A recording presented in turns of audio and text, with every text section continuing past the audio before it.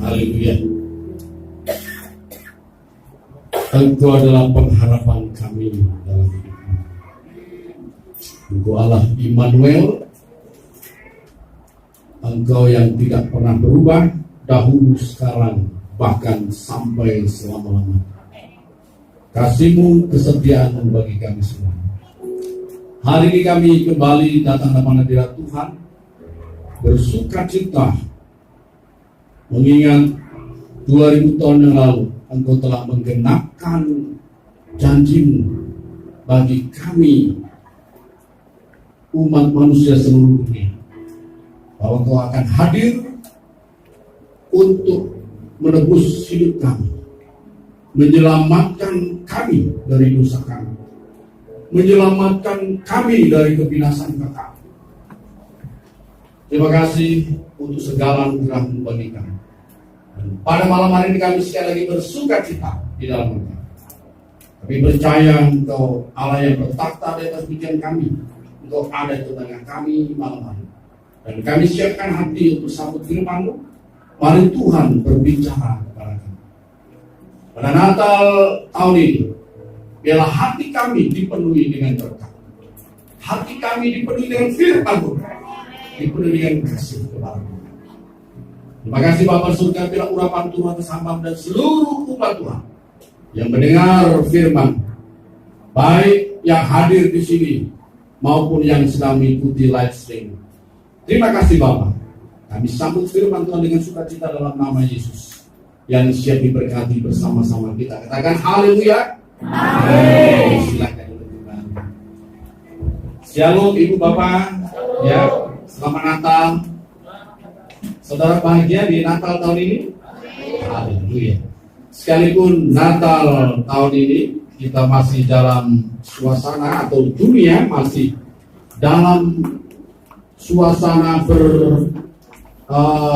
waspada, ya, bahkan mungkin berduka karena masa pandemi ini belum berakhir, tetapi tidak juga menghalangi kita untuk menerima damai sejahtera. Haleluya.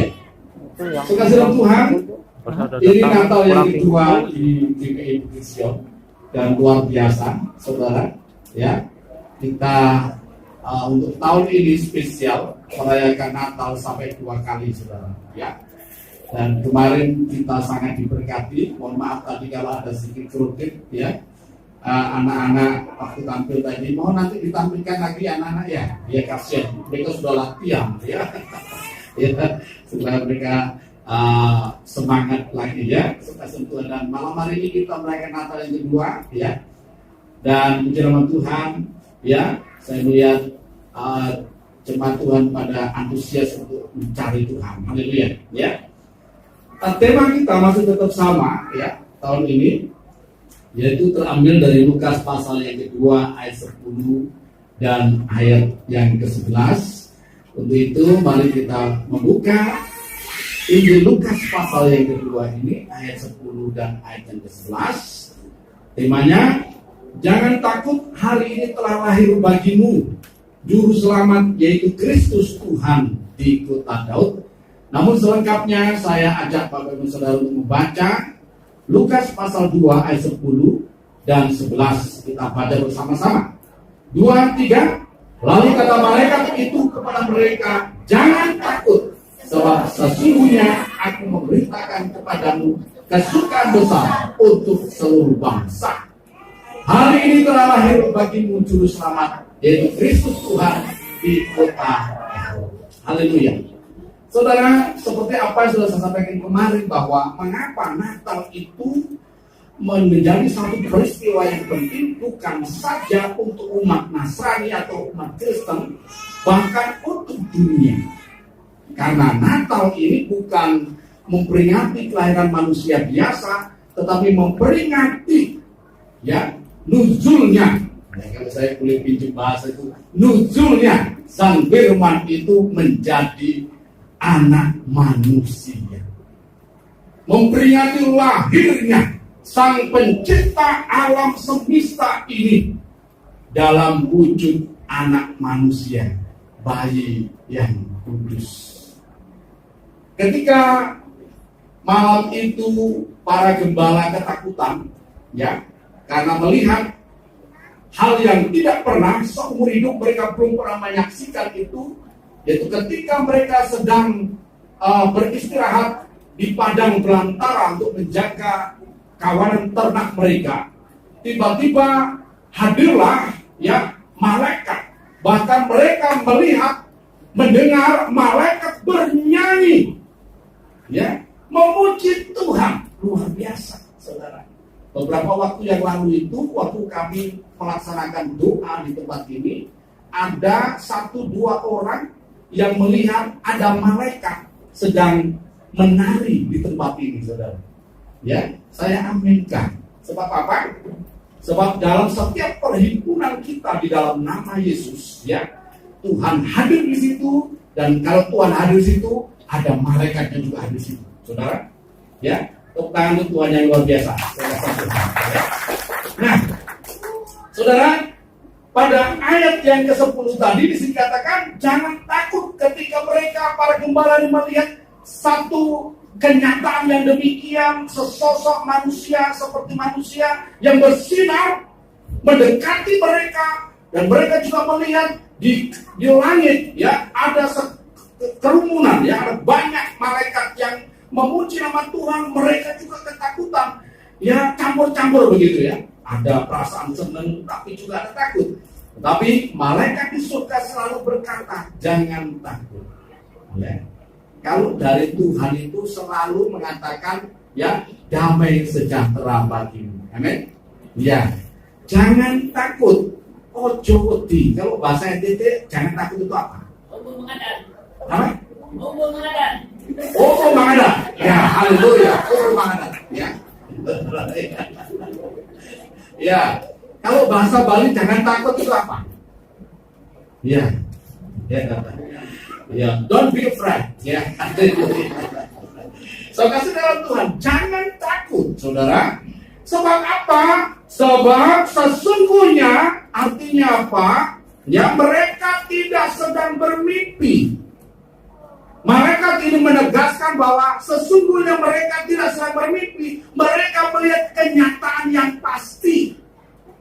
Mereka sedang melihat yang benar. Sesungguhnya aku, yaitu malaikat itu, memberitakan kepadamu kesukaan besar untuk seluruh bangsa. Haleluya. Ya. Sesungguhnya malaikat itu memberitakan kesukaan besar untuk seluruh bangsa. Saudara, kesukaan besar itu apa? Ini berita Injil, kabar baik. Injil itu artinya kabar baik, kabar sukacita dari surga, dan setiap orang harus mendengarnya. Ojo wedi. Apa tadi? Omong adat. Ya. Don't be afraid. Ya, omong adat. Dan saudara kasih dalam Tuhan, ya. Haleluya. Jangan takut, saudara. Ya, kalau mau dengar Injil, dan jangan takut untuk mendengarkan khotbah Natal. Karena ini apa? Khotbah Natal ini adalah berita sukacita. Semua orang harus mendengar. Amin. Nah, apa yang harus kita dengar pada malam hari ini? Ya, saudara, pada ayat yang ke-11, hari ini telah lahir bagimu juru selamat, yaitu Kristus Tuhan di kota Daud. Ya, haleluya. Jadi orang Yahudi sejak zaman Musa, mereka telah menerima Taurat. Apa yang dituliskan oleh Musa, oleh ilham daripada Roh Kudus, ya. Musa menuliskan semua janji Tuhan.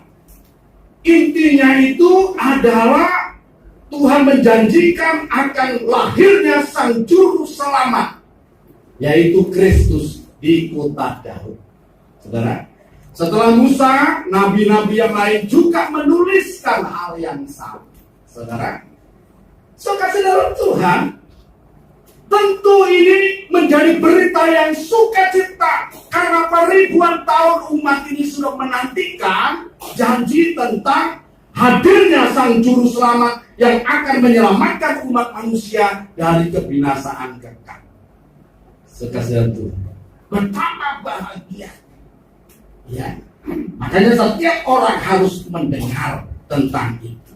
Saudara, nah, Kristus datang, ya, Kristus hadir dalam malam Natal, atau Kristus hadir di dalam dunia dalam wujud anak kecil, saudara, anak bayi yang dilahirkan itu memiliki tujuan, saudara. Yang pertama, saudara kasih Tuhan, ya, tujuan kedatangan Kristus ke dunia yang pertama adalah untuk membuka rahasia atau tabir kealahan. Ini yang penting, saudara. Sekalipun Musa sudah pernah berhadapan muka dengan Tuhan waktu dia disuruh naik ke Gunung Sinai, ya, tetapi Musa tidak memiliki gambaran yang jelas bagaimana. Saudara Tuhan, ya, apalagi bangsa-bangsa lain tidak memiliki gambaran yang jelas tentang Tuhan itu bagaimana.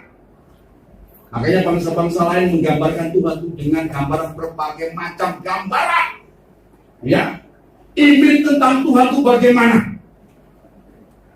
Ya, mungkin sudah 90% benar, tetapi 10% salah juga itu menyesatkan, saudara. Makanya harus dinyatakan gambar Allah yang benar. Siapa yang bisa menyatakan pribadi atau wujud gambar Allah yang benar itu? Yaitu Dia yang berasal dari Allah. Coba kita lihat Yohanes pasal 1 ayat 18. Yohanes 1 ayat 18, demikian firman Tuhan. Tidak seorang pun yang pernah melihat Allah, tetapi anak tunggal Allah yang ada di pangkuan Bapa, Dialah yang menyatakannya. Yesus digambarkan sebagai anak tunggal Allah yang berada di pangkuan Bapa. Dan Dialah yang menyatakan siapakah Allah itu, bagaimanakah Allah itu. Ya. Apa kehendak Allah, apa kesenangan Allah, apa yang disenangi oleh Allah itu bagaimana? Dinyatakan oleh pribadi Yesus Kristus ini, saudara. Ya. Haleluya. Bahkan Rasul Paulus menjelaskan dalam Kolose pasal 2 ayat 1 sampai 3. Ya. Kolose pasal 2 ayat 1 sampai 3 kita melihat, ya, gambar Allah itu bagaimana, saudara. Haleluya. Saya harapkan semua umat Tuhan sudah memiliki, ya, pengetahuan yang benar tentang gambar Allah. Ya, haleluya. Kolose pasal 2 ayat 1 sampai 3 dan ayat 9. Saya akan bacakan. Karena aku mau supaya kamu tahu betapa beratnya perjuangan yang kulakukan untuk kamu dan untuk mereka yang di Laodikia dan untuk semuanya yang belum mengenal aku pribadi, supaya hati mereka terhibur dan mereka bersatu dalam kasih sehingga mereka memperoleh segala kekayaan dan keyakinan pengertian dan mengenal rahasia Allah. Perhatikan, dan mengenal rahasia Allah, yaitu Kristus. Sebab di dalam Dialah tersembunyi segala harta hikmat dan pengetahuan. Kristus hadir menjadi manusia yang dapat dilihat, dapat diraba, dapat didengar suara secara langsung. Ya tak? Ya. Dia menyingkapkan rahasia daripada Allah. Haleluya. Ya. Orang-orang Yahudi yang takut melihat Allah ketika Allah tampil, ya, secara spiritual, ketika di Gunung Sinai mereka ketakutan melihat Allah. Sebab ketika Allah turun di Gunung Sinai itu, Gunung Sinai bergetar, bahkan bergoncang selama 40 hari. Ketika Allah berada di Gunung Sinai itu bergoncang, bergetar terus. Siapa yang tahan berada di hadapan hadirat Tuhan? Gitu. Makanya perlu Tuhan menyatakan dirinya dalam wujud manusia. Dan Kristus adalah rahasia Allah. Pada ayat yang ke-9 saya akan bacakan. Sebab dalam Dialah berdiam secara jasmania seluruh kepenuhan kealahan. Kita sangat bersyukur sebab di dalam Yesus Kristus kita memiliki gambar Allah yang sempurna, yang jelas. Ya. Jadi Kristus adalah rahasia kealahan. Sebab seluruh kepenuhan Allah, saudara juga bisa lihat dalam Kolose pasal 2 ayat 9. Sebab dalam Dia berdiam secara jasmania seluruh kepenuhan Allah. Kristus adalah gambar wujud Allah yang tidak kelihatan itu. Haleluya. Siapa yang percaya bahwa Yesus Kristus adalah gambar wujud Allah yang tidak kelihatan itu? Ya, haleluya. Ya, saudara. Kalau saudara baca ayat 15 pada pasal yang 1, Kolose pasal 1, saya akan baca ya. Ia adalah gambar Allah. Yang dimaksud adalah Yesus Kristus ya. Ia adalah gambar Allah yang tidak kelihatan, yang sungguh lebih utama dari segala yang diciptakan. Dia adalah gambar Allah yang tidak kelihatan itu. Makanya kenapa Yesus berkata ketika murid-murid mereka masih bingung juga, Yesus selalu berbicara tentang Bapa, bahkan mengajarkan supaya murid-murid berdoa kepada Bapa di surga. Yesus juga berdoa kepada Bapa di surga dan sebagainya, ya. Bahkan seluruh pengajaran Kristus itu diarahkan kepada Bapa. Mereka masih bingung. Maka di dalam Yohanes pasal yang ke-14 ayat yang ke-7 ada seorang murid yaitu Filipus bertanya kepada atau meminta kepada Tuhan Yesus, kepada Kristus. Yohanes pasal 14 ayat yang ke-7 demikian. Ayat 8 ya. Kata Filipus kepadanya, Tuhan tunjukkanlah Bapa itu kepada kami. Itu sudah cukup bagi kami. Perhatikan pada ayat 9 apa jawab Tuhan Yesus ya. Yesus berkata atau kata Yesus kepadanya, telah sekian lama aku bersama-sama kamu, Filipus, namun engkau tidak mengenal aku. Barang siapa telah melihat aku, ia telah melihat Bapa. Bagaimana engkau berkata, tunjukkanlah Bapa itu kepada kami. Perhatikan ya. Ketika murid-murid masih bingung, Filipus ini mewakili murid-murid yang lain bertanya, Tuhan, atau meminta Tuhan, tunjukkanlah Bapa itu kepada kami. Saudara, maka Yesus berkata, sudah sekian lama kalian bersama dengan aku, namun kau tidak melihat Bapa. Barang siapa melihat aku, ia melihat Bapa. Makanya dalam Yohanes pasal 10 ayat 30 Yesus berkata, aku dan Bapa adalah satu. Saudara, aku dan Bapa adalah satu. Ya. Saudara, mungkin ada orang berkata, Yesus itu hanya utusan. Buktinya dalam Yohanes pasal 17 ayat yang ketiga. Coba kita lihat dalam Yohanes pasal 17 ayat 3. Ya. Ia adalah utusan daripada Allah. Saya akan bacakan. Inilah hidup yang kekal itu, yaitu bahwa mereka mengenal Engkau satu-satunya Allah yang benar, dan mengenal Yesus Kristus yang telah Engkau utus. Perhatikan, ya. Yesus Kristus adalah utusan daripada Allah yang benar, satu-satunya Allah yang benar. Tetapi saudara boleh melihat dalam Yohanes pasal yang ke-12 ayat 44 sampai 45 demikian. Tetapi Yesus berseru katanya, barang siapa percaya kepadaku, ia bukan percaya kepadaku, tetapi kepada Dia yang telah mengutus aku. Ayat 45 kita baca bersama-sama. Dan barang siapa melihat aku, ia melihat Dia yang telah mengutus aku. Saudara, saudara Tuhan, ya. Makanya tidak salah orang Kristen berdoa kepada Bapa di dalam nama Tuhan Yesus Kristus. Sekali lagi saya katakan bahwa bukan orang Kristen mengangkat Yesus sebagai Tuhan, apalagi dikatakan bahwa di Konsili Nicea tahun 325 umat Kristen mengangkat Yesus itu sebagai Tuhan. Tidak, saudara. Justru kita ini menerima Yesus sebagai adalah Tuhan. Saudara, bukan mengangkat Yesus sebagai Tuhan, tapi kita menerima Yesus adalah Tuhan. Dan siapa yang menerima Yesus adalah Tuhan, ya, ia berpindah dari dalam maut ke dalam hidup yang kekal. Dalam Yohanes pasal 5 ayat yang ke-20.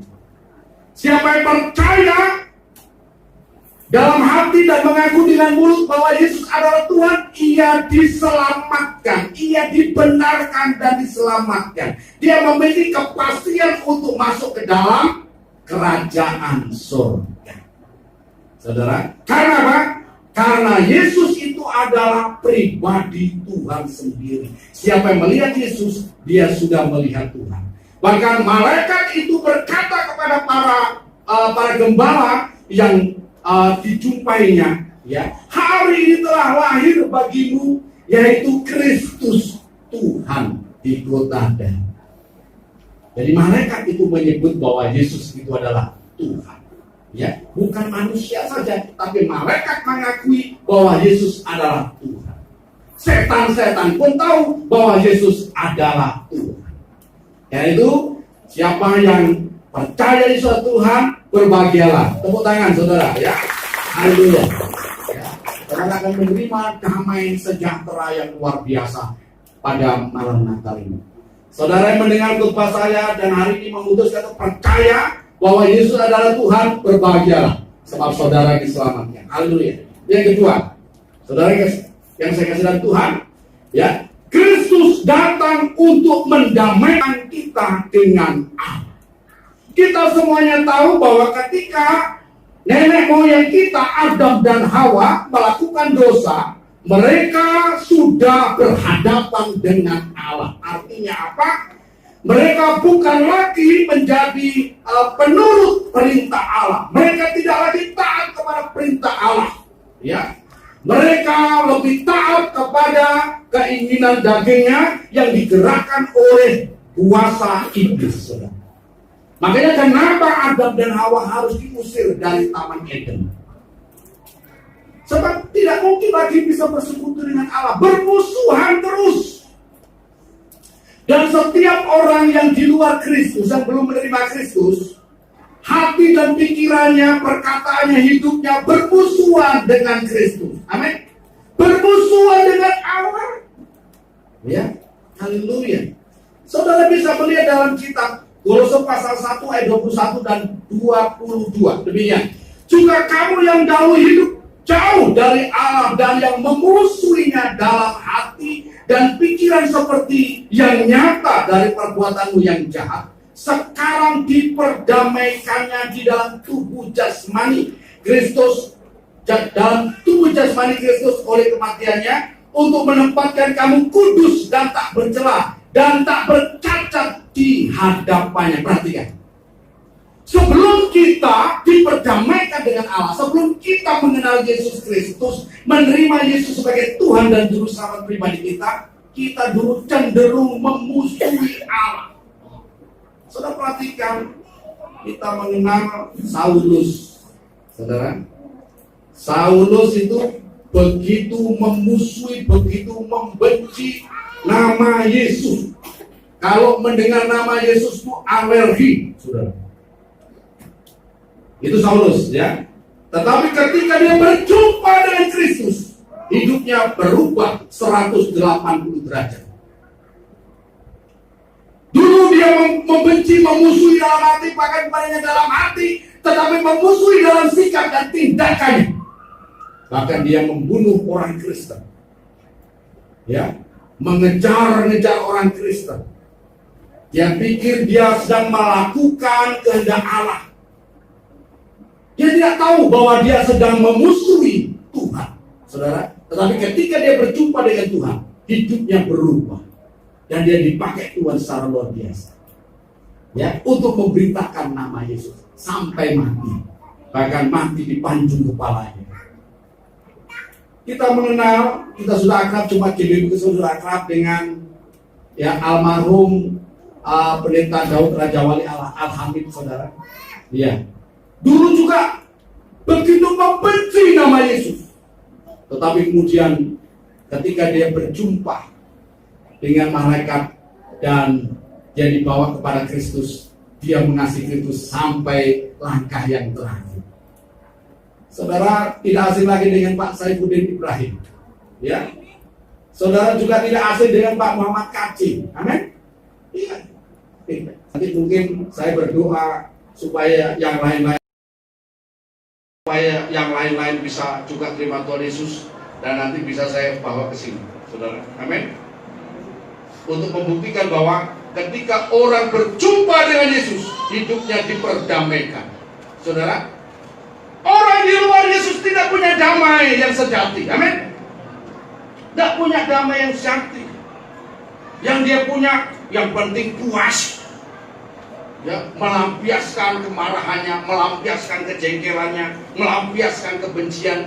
Tetapi di dalam Yesus Kristus, ketika orang terima Yesus, maka kita diperdamaikan. Dahulu kita yang jauh, dahulu kita yang bukan siapa-siapa, di dalam Yesus sekarang kita telah menjadi dekat. Amin.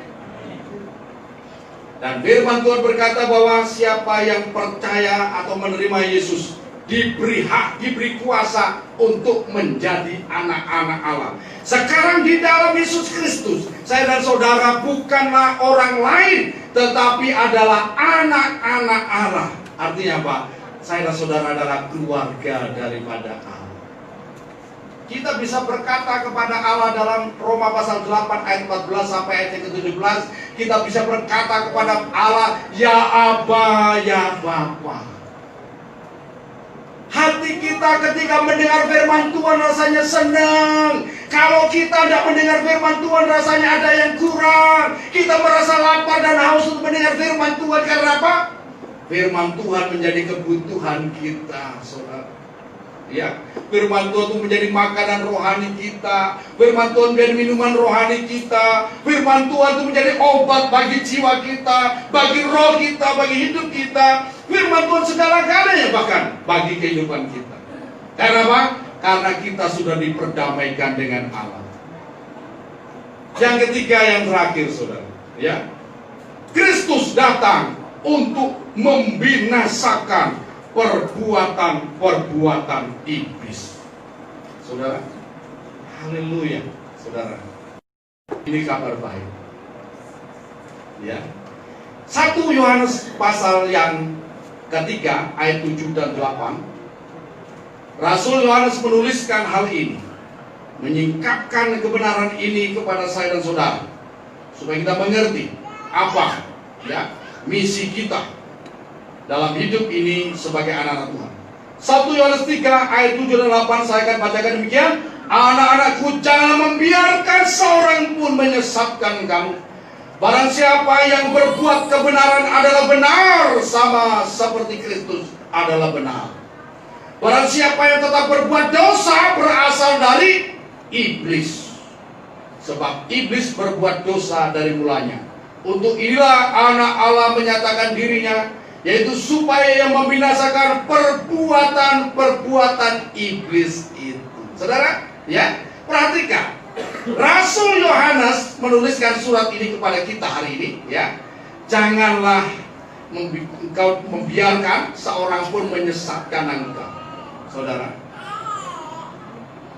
Menyesatkan bagaimana? Oh, yang penting jadi orang Kristen, tetap berbuat dosa tidak apa-apa, tetap punya jaminan masuk surga. Surganya sopo? Surganya siapa seenaknya? Jangan pikir, oh, apalagi gelarnya pendeta. Gelarnya pendeta hidup dalam dosa. Saya katakan, kalau mati dia masuk neraka yang paling jahanam. Karena dia tahu kebenaran, dia hidup dalam dosa. Saudara, Yesus datang untuk membinasakan perbuatan-perbuatan iblis. Siapa yang tetap hidup dalam dosa, ya, setelah dia menjadi orang Kristen, hidup dalam dosa, mabuk-mabuk. Siapa yang suka mabuk-mabuk? Ya, Natal kalau tidak mabuk kurang, rasanya ada yang kurang. Bertobat hari ini. Ya. Sementara mabuk-mabuk, saudara langsung kejar. Ya, berangkat, selesai saudara. Saudara ketemu kerajaan surga. Amin. Iya. Haleluya. atau suka berselingkuh, sudah punya pacar, masih juga chattingan sama yang lain. Bertobat, amin. Apalagi sudah punya istri atau punya suami, haleluya. Ya, nah bertobat. Jangan berkata, oh tidak apa-apa di dalam Yesus. Oh Yesus sudah menanggung dosaku. Ini sesat, pikiran yang sesat, saudara. Memang Yesus menanggung dosa kita, tetapi firman Tuhan katakan jangan engkau berbuat dosa lagi. Yesus bukan pelayan dosa, tetapi Yesus pelayan kita untuk menyelamatkan kita dari dosa, untuk menyelamatkan kita dari kebinasaan kekal. Karena itu dia mati di salib, bukan untuk melayani dosa kita, bukan. Saudara harus mengerti itu, saudara. Jadi Yesus membinasakan perbuatan-perbuatan iblis dengan apa? Dengan pengajaran firman-Nya. Ya, dengan pengajaran firman-Nya. Firman Tuhan adalah pedang yang tajam yang bermata dua. Ketika firman Tuhan disampaikan, dia menusuk ke sana, dia juga menusuk ke sini. Pendeta, jangan pikir pendeta itu, saudara, punya hak prerogatif, ya, hanya nyampaikan firman Tuhan dan melakukan. Pendeta harus melakukan firman Tuhan. Amin. Ya, semua orang harus melakukan firman Tuhan. Firman Tuhan itu pedang bermata dua, ke sini dan ke sana. Haleluya. Suka sedang Tuhan, ya. Nah, setiap orang harus hidup dalam kebenaran. Kebenaran bagaimana? Firman Tuhan ini sudah mengajari kita untuk kita hidup dalam kebenaran. Haleluya. Saudara, tentang bagaimana harusnya kita hidup kudus. Jangankan berzina, laki-laki memandang seorang perempuan dan dia menginginkan dia dalam hatinya, dia sudah berzina dengan dia dalam hatinya. Hati-hati. Haleluya. Ya. Haleluya. Haleluya. Haleluya. Saudara kasih tahu. Iya. Oh, berarti ini hanya untuk laki-laki saja, bukan hanya laki-laki saja, saudara. Perempuan pun begitu. Melihat laki-laki, lihat kumisnya.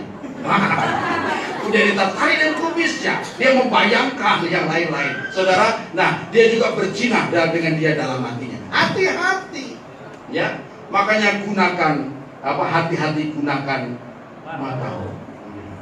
Hati-hati gunakan jarimu. Sekarang banyak orang yang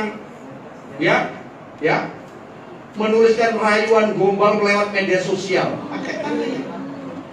Hati-hati, ya. Saudara punya Facebook bagus, tapi pergunakan itu perkara-perkara yang baik dan berguna. Jadi saudara Tuhan, Yesus Kristus datang untuk yang pertama, ya, membuka rahasia kealahan supaya kita mengenal Allah yang benar. Makanya dalam 1 Yohanes 2 Yohanes 1, ya. 2 Yohanes 1 ayat 9 saya katakan, siapa yang meninggalkan ajaran Kristus dan melangkah keluar, maka dia tidak memiliki Allah. Saudara, tidak memiliki Allah. Saudara, karena itu saudara yang di dalam Yesus Kristus, ingat baik-baik, tetap setia, ya, berpegang kepada nama Yesus. Yang kedua, ya, Yesus Kristus datang ke dunia untuk memperdamaikan semua orang dengan Allah. Karena itu hari ini saya beritakan kepadamu, siapapun saudara, dimanapun saudara, dan ini sudah saya tuliskan dalam sebuah lagu, saudara. Sudahkah kau mendengar satu berita yang penting, bahwa Allah telah mendamaikan dunia? Saudara yang mau tahu lagu saya, buka di YouTube-nya. Haleluya.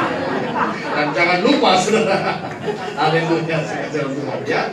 Nah, semua orang harus mendengar bahwa Yesus datang sudah untuk mendamaikan kita dengan Allah. Yang ketiga, Yesus datang untuk membinasakan perbuatan-perbuatan iblis.